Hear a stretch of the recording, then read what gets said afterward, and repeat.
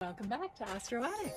Today, I want to talk to you a little bit about astrological fear-mongering, Uranus, and Astraea. I started thinking about it more when I saw this post from Nikita Gill that talks about how she really doesn't appreciate astrological fear-mongering. And I made a comment on that post about Uranus because it's something that I've been thinking about a lot, which she responded to. Highly recommend that you go watch the original video.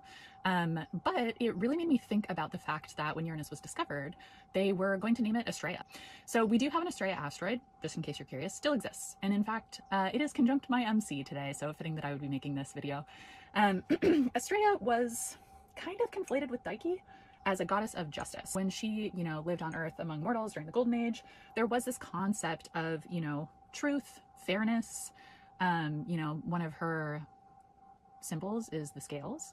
She was also considered to be like a holder of Zeus's lightning bolts, especially because I personally think of Uranus as kind of like a lightning rod, that the concept of Astraea being linked to that is fun to me. If we're seeing a cosmic balance and the current structure isn't fair or just or in the favor of the collective, things have to change. And this is something that Nikita talks about in that video, where she talks about how typically any kind of large, intense astrological transit and that results in sort of the so-called chaotic change is typically followed by a so-called golden age, which, by the way, is the last time that Astraea was happy here on Earth.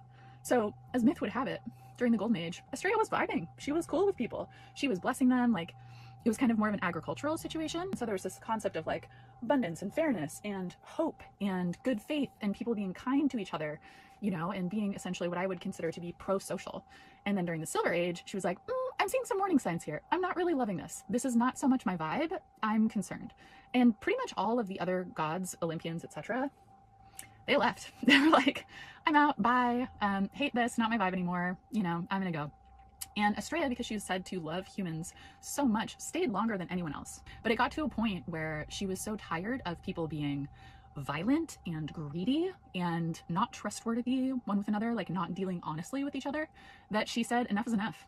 And she yeeted herself, or was placed there by Zeus, into the heavens, supposedly constellation of Virgo. There was also some kind of prophecy about Astraea returning to the Earth and that ushering in a new golden age. Is it the age of Aquarius, so-called? We don't know. So if you don't align with this, don't worry about it. But I do wish you a very lovely rest of your Mercury day. I hope that you are able to communicate effectively and from a place of fairness and truth, and hopefully also kindness. I hope that you're able to find ways to stand for what is just in the universe. And I hope that you're able to learn more about things that interest you and benefit the collective. See you soon.